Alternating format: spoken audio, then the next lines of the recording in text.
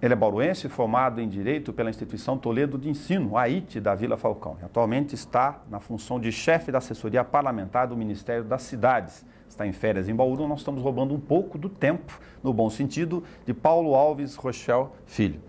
Paulo, estamos tirando um pedacinho das suas férias, o descanso, para a gente poder comentar um pouco sobre as suas atividades lá em Brasília e, através disso, também compartilhar com as pessoas essas relações institucionais. Mas, ao invés de começar pelo Ministério das Cidades, começar com uma função anterior sua no Ministério da Justiça.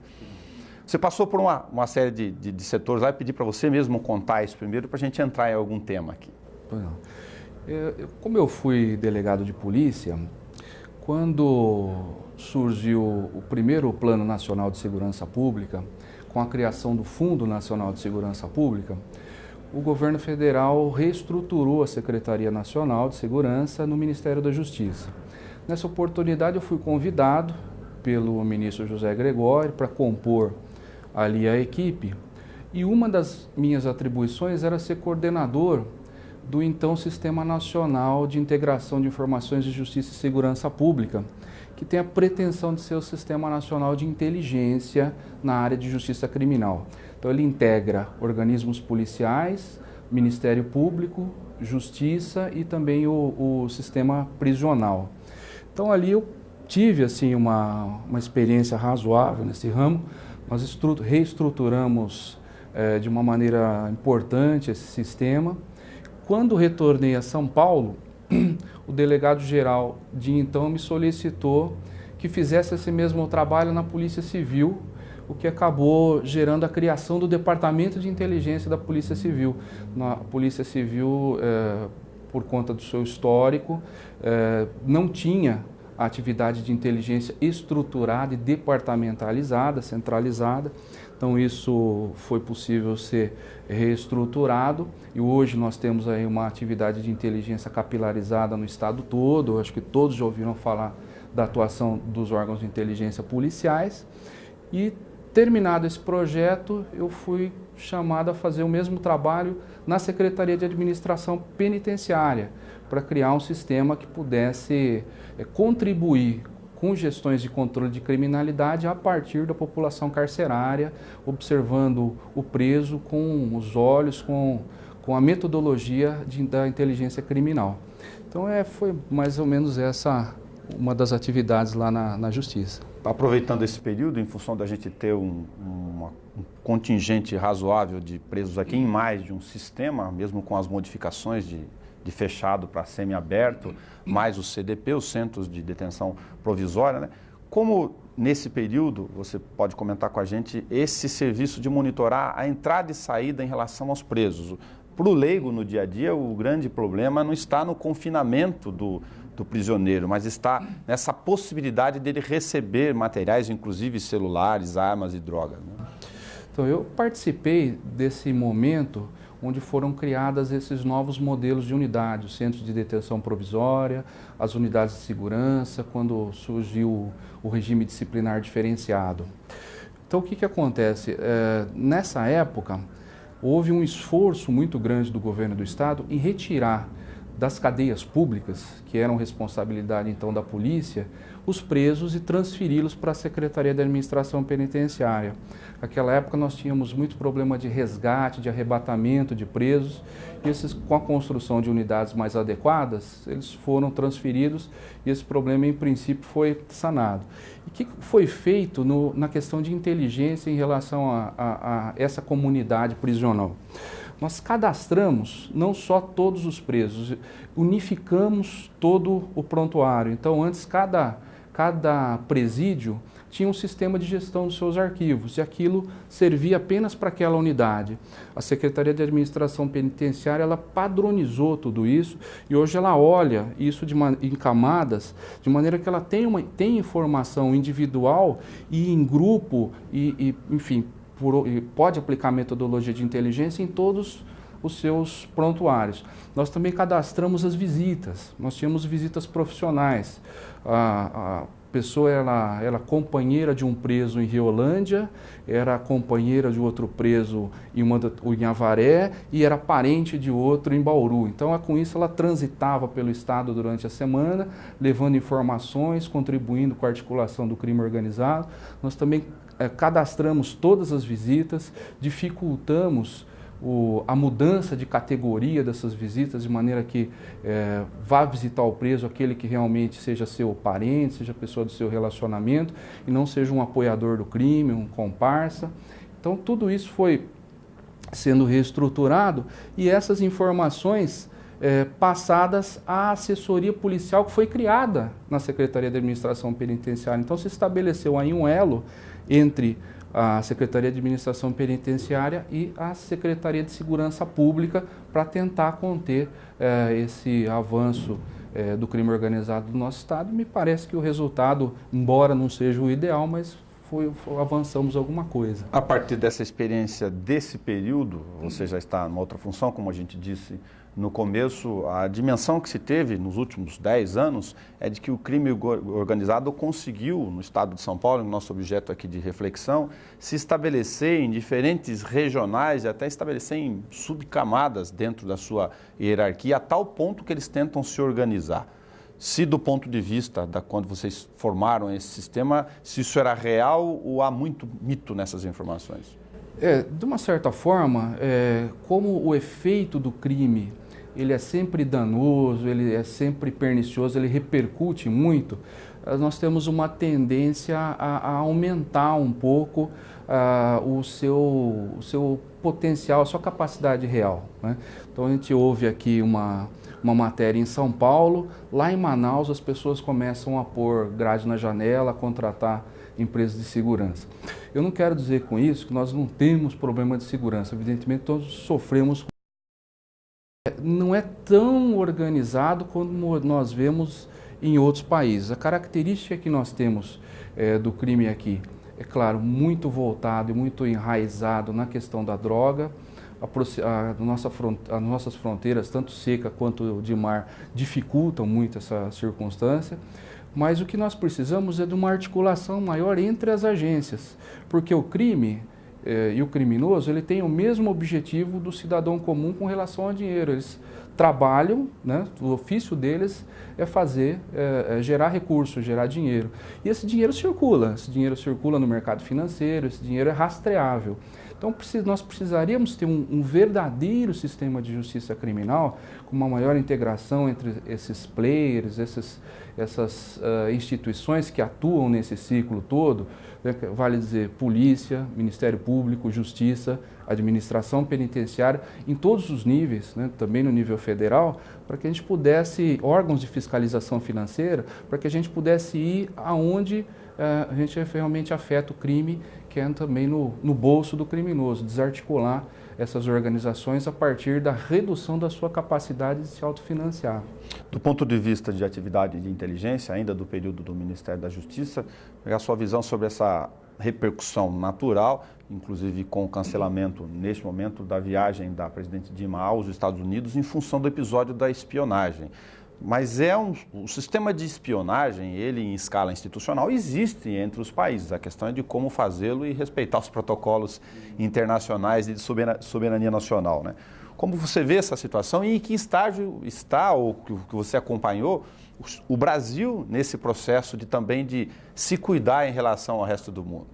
Então, quando nós falamos de inteligência criminal, de inteligência policial, de inteligência aplicada para a segurança pública, ela tem uma dinâmica e uma metodologia diferente da inteligência de Estado, da inteligência que os governos utilizam para o seu progresso, para suas pretensões hegemônicas, para o seu desenvolvimento, para suas relações internacionais. Para quem nos ouve entender, a inteligência ela é estruturada num tripé, que é a própria inteligência, quer dizer, você produzir conhecimento com a finalidade que você deseja. Então, no caso de um governo, produzir conhecimento voltado aos interesses nacionais. A contra-inteligência, que são medidas protetivas desse conhecimento, ou seja, como se defender do ataque das inteligências que são adversas, né? E a parte das operações. As operações, elas servem para buscar um dado que não está disponível.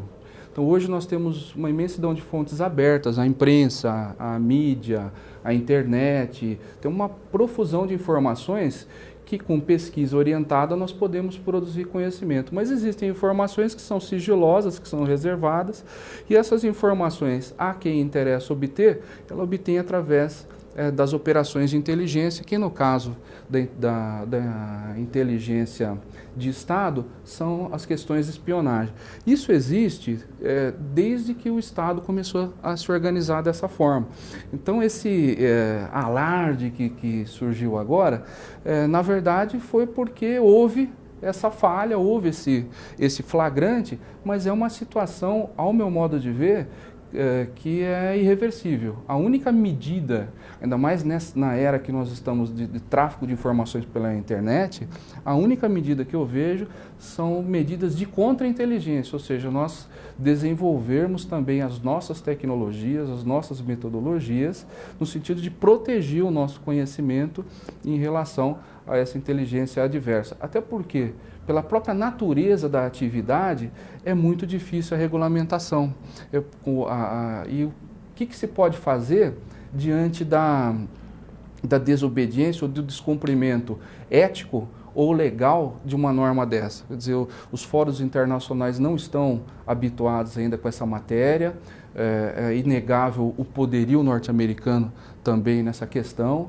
Então, o que nós precisamos fazer de momento é a reestruturação das nossas atividades de contra-inteligência, ou seja, proteger o nosso conhecimento sensível. E as duas questões centrais no mundo da questão da comunicação, que é o nosso habitat natural aqui, é o telefone, conversa telefônica, tem satélite envolvido nessa questão, os americanos são poderosos na área de comunicação, e a questão do portal aberto via internet, não tem jeito, né? Os sistemas de segurança disso, que você estava falando, que os governos têm que se preocupar cada vez mais em fazer com que informações estratégicas fiquem onde elas estão, sem acesso lá fora.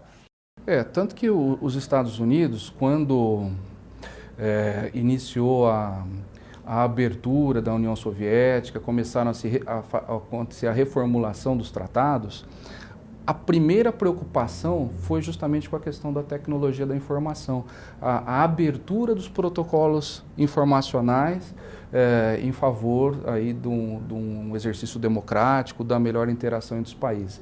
Mas eu acho que nós devemos caminhar para um investimento, embora alto, de um satélite de telecomunicações brasileiro, a preservar o nosso sistema de telecomunicações, a nossa área de defesa, em função dos interesses que nós temos na Amazônia, na fronteira sul, essas questões envolvendo o pré-sal, que é uma tecnologia brasileira e muito cara, muito importante, de interesse mundial também. Então, nós temos hoje riquezas que residem no mundo da informação e que vão precisar ser preservadas, vão requerer investimento, técnicos e muito trabalho aí para preservar, porque o interesse das nações adversas, do mercado e tudo mais, não vai recrudescer, não vai diminuir em função disso. O que nós precisamos fazer é realmente nos prevenir.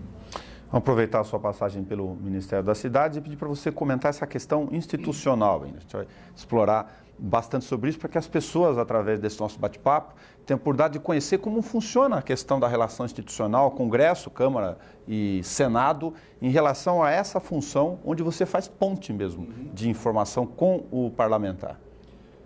Então, o que nós fazemos lá é exatamente essa interação com o parlamentar no sentido de tentar aperfeiçoar a legislação para que ela instrumente da melhor maneira possível a execução das políticas públicas do Ministério.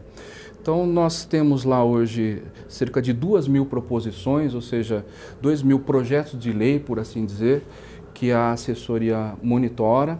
Isso demanda dos nossos assessores lá um contato direto com todas as comissões, tanto da Câmara quanto do Senado. Então, nós, desde o momento em que a legislação começa a ser fecundada, ela começa a ser gestada ali para o seu nascimento, que é depois com a final publicação e promulgação, mas nós acompanhamos ali no sentido de fazer contato com o relator, os relatores nas diversas comissões, os membros das comissões, os partidos, esclarecendo qual é a repercussão daquela legislação na política a que ela se refere, o que aquela legislação vai modificar, e para que ele se sensibilize dentro dos interesses sociais, dos interesses do governo, procure também customizar isso, deixar isso de acordo também com as suas próprias pretensões e do partido e da camada da população, dos eleitores que ele ali representa, mas para que a legislação seja efetivamente da melhor maneira a síntese do extrato de uma boa ferramenta política. Quer dizer, que a legislação que venha a surgir, ela da melhor maneira possível, ela instrumente aquilo que o governo precisa fazer. E de outro lado, nós também cuidamos da execução financeira ali das emendas parlamentares. O parlamentar ele tem, junto à Lei de Diretrizes Orçamentárias, uma parcela do orçamento que ele consegue ou que ele tem a faculdade de destinar à sua base eleitoral. É muito comum que com esse recurso façam aí postos de saúde, se adquiram ambulâncias, se faça uma praça, enfim, são obras assim de pequeno porte que ele destina. E naquilo que é competência do Ministério das Cidades, que são recursos na área de saneamento, habitação, programas urbanos e mobilidade, quando o parlamentar inscreve ali a sua emenda e a destina, nós fazemos essa interface com o município. Então, orientando o município e cuidando para que ele consiga vencer ali os trâmites administrativos e receber e executar esse recurso e assim levar esse benefício também para cada um dos municípios. Nós temos emendas que atingem 1.530 municípios hoje no Brasil, quer dizer, quase a totalidade do território nacional recebe emendas do Ministério das Cidades. Qual o limite institucional da primeira etapa que a gente falou? Porque você tem o governo, tem a Câmara, tem o Senado e tem essas relações dos projetos de lei e os interesses institucionais naturais ou o ponto de vista da política pública da Presidência da República. E quando o tema interfere naturalmente em outros ministérios, como é que vocês fazem essas forças internas se comunicarem? Então, a assessoria parlamentar, ele é um órgão que compõe, que faz parte do gabinete do próprio ministro de Estado. Então, as nossas diretrizes são as diretrizes que são determinadas pelo próprio ministro. Então, a minha atuação, ela vai dentro de cada uma das casas, também aos partidos, em relação aos parlamentares, às bancadas, às frentes parlamentares, aos partidos. Agora, quando a matéria tem uma importância política maior, a negociação que eu digo no bom sentido, a negociação no trato político, o aperfeiçoamento da legislação, ultrapassa a minha capacidade, aí essa questão ela é levada num foro que é da Subchefia de Assuntos Parlamentares, que é um órgão da Secretaria de Relações Institucionais da Presidência da República, e lá nós recebemos o apoio da Presidência, interagimos com esse órgão no sentido de mobilizar bancadas de governo e partidos para que a legislação possa caminhar no sentido de auxiliar, de contribuir com as ações do Executivo. Na questão das emendas parlamentares, a relação com os municípios. Muitos dos municípios brasileiros, apesar do advento positivo da questão, por exemplo, do Estatuto das Cidades e do aperfeiçoamento das legislações, em cidades de porte médio, como aqui em Bauru, a gente costuma cobrar o prefeito de que se não há bons projetos, ou sequer se há projetos, é muito difícil acessar recursos federais e todas as exigências mais novas da legislação, que é natural do ponto de vista financeiro e jurídico. Você falou que atinge mais de 1.500 municípios, é quase o país todo. Os pequenos municípios estão preparados para apresentar projetos? Então, a dificuldade que nós temos hoje é que eu costumo dizer que o projeto ele é filho do planejamento. Então, naquelas localidades onde não existe o planejamento, onde o planejamento urbano não é tradição, eles têm dificuldade na concepção dos projetos. Então, o que o Ministério tem feito nesse sentido? Quando são oferecidos recursos públicos, parte desse recurso já vai para auxiliar o custeio do próprio projeto executivo. Então o município ele fica com a incumbência de redigir ou de elaborar o projeto básico, que é uma peça mais sucinta e também de custo menor, de maneira que ele pode suportar, e o projeto executivo, ele agora tem sido custeado também com recursos que já são destinados pelo governo federal dentro do escopo do próprio projeto. Os municípios também têm tido dificuldade, até porque demandas que são individuais, muitas vezes são difíceis de resolver. Nós temos, por exemplo, questão de resíduos sólidos para o ano que vem. Então, muitos municípios, não vai ser possível dispor de aterro em todos os municípios brasileiros. Nós temos estimulado a formação de consórcios públicos, consórcios que já se expressam muito bem na área de saúde, mas que têm a vocação para cidades, para o atendimento de demandas urbanas. Então, muitas vezes o consórcio pode ser também, eu acredito que virá a ser a solução para municípios de pequeno porte. Nós temos tido bastante demanda dos estados do Sul, temos procurado estimular isso também em outros estados, para que busquem no consórcio a solução de dificuldades de gestão e redução de investimento e custeio, também de algumas políticas, como é o caso de resíduos. Porque a Política Nacional de Resíduos Sólidos tem aplicação a partir de 2014 mais efetiva, o conceito de rejeito, que muda muito a forma como a gente mesmo prepara o material de descarte em casa, a questão dos orgânicos, do fim de alimentação e das outras separações no dia a dia, mas os municípios não poderão contar, por exemplo, com os aterros, que são quase tradicionais nos moldes atuais, né? Não. Então, a questão de resíduos vai ser existe até algum movimento de alguns segmentos de prefeituras, no sentido de modificar esse prazo. Pelo que eu tenho sentido do humor dos parlamentares, isso não parece que não vão ter sucesso. Então, em princípio, contem com a implementação do Plano Nacional de Resíduos Sólidos dentro do prazo, que é agosto do ano que vem. E um outro ponto aqui importante do nosso bate-papo, a questão do planejamento de médio e longo prazo, que o país está, principalmente em relação à questão das prefeituras, se adequando a esse novo formato de fazer gestão pública, e isso depende muito da capacidade de apresentar planejamento junto ao Ministério das Cidades também. Bom, eu acho que, além da necessidade de se pensar extra-mandato, quer dizer, hoje o administrador público, ele, se quiser realizar, ele vai ter que pensar em deixar algum legado, mesmo no ambiente executivo, ou seja, ações, obras e atividades para que sejam feitas mesmo depois que ele deixar a titularidade do executivo. Isso ainda vai se sofisticando na medida em que, por exemplo, nós vamos aderir, o Brasil já aderiu às novas normas de contabilidade pública. Então, já para 2014, com fiscalização em 2015, a contabilidade pública, que era só orçamentária e financeira, também vai ser patrimonial. Então, cada vez mais existem responsabilidades adicionais ao gestor público, oportunidades. Então, a capacidade de organização, a profissionalização da gestão hoje são a chave dos recursos, porque o governo tem recursos.